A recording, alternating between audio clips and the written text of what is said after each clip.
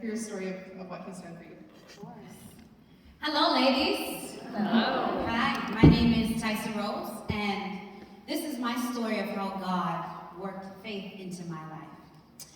January 2017, I was personally handpicked by Spike Lee himself to be in his series, She's Gotta Have It. And I was over the moon. I said, yes, this is my moment. As mentioned before, I was singing, I was acting, I was dancing, I was modeling. I wanted to be in the entertainment industry because I knew I needed to be seen. And I was planning to get there. At that time, I became pregnant with my now 4-year-old daughter, Adia, who's over there. Say hi, Adia. Hi. Yeah. I told those closest to me, my family, and at the time, it was not received well. Understandably so, my parents come from a country called Guyana. It's in South America, so I would be considered an island gal, as we say it in our native tongue. My parents came to this country with hopes of trying to make a better life for me and my brothers.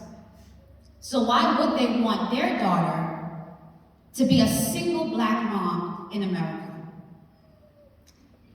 But I was hard-headed. And I decided that I was going to keep my daughter. The first bump came in the road. I had to leave my home.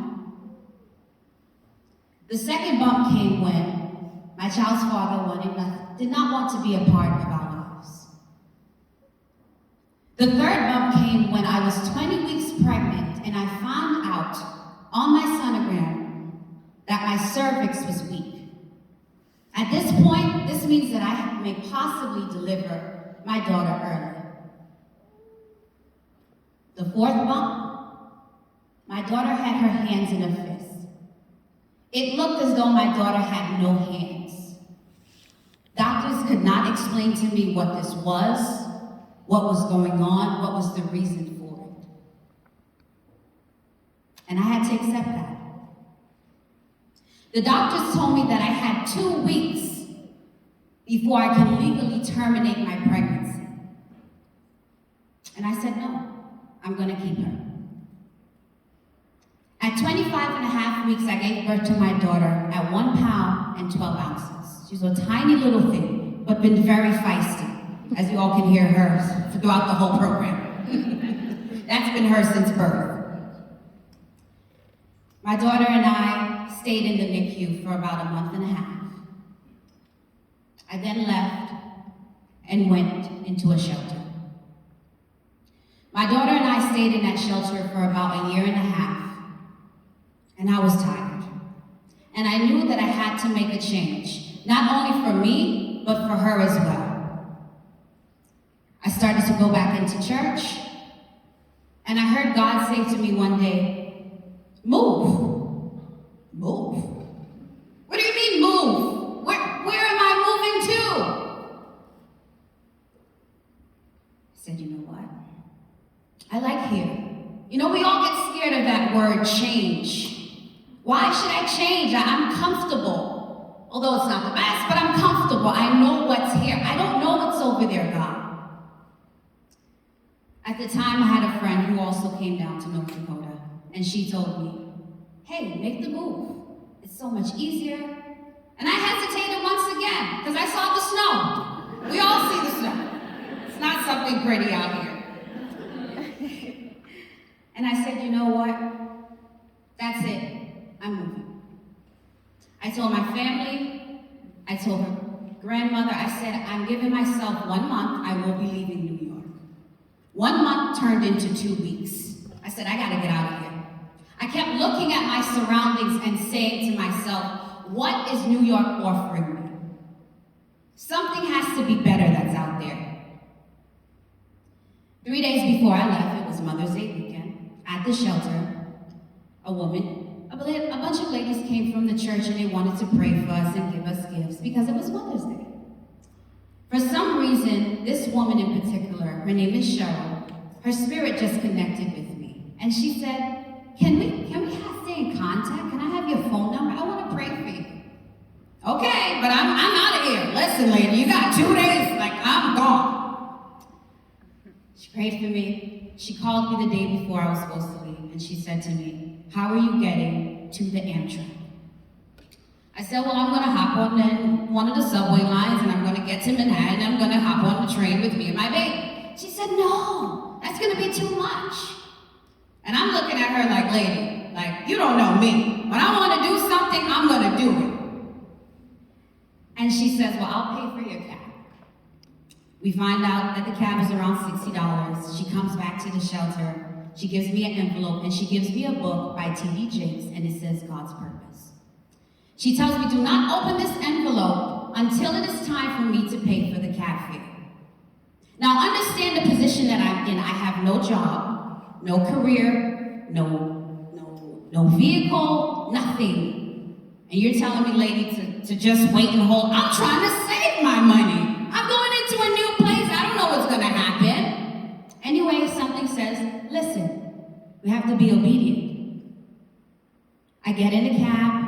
I go to pay. Inside of that envelope was almost $300.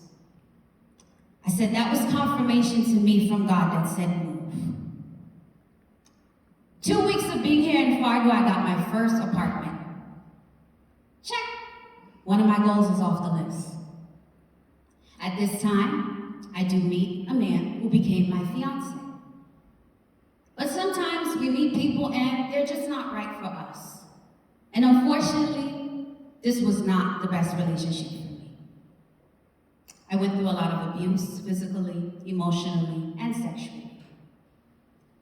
And once again, I knew that I had to leave.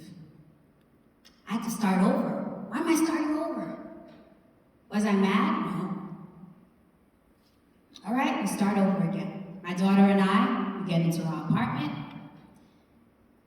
I always ask God for a house. I remember being in the shelter, and I was always very specific on what it is that I prayed to God. I would always say, God, I want a house. I want a house by the time my daughter's 5. So help me to work on my credit so that I can purchase a home for me and my daughter. I got that goal from my parents. My parents were living in a 1-bedroom apartment, 5 of us, in Brooklyn. And when I turned 6, they moved us to Queens, New York, a 2-family house. So I said, I got to do better than that, you know? My daughter and I are now living in a townhome. So, check. Another one of our goals are accomplished.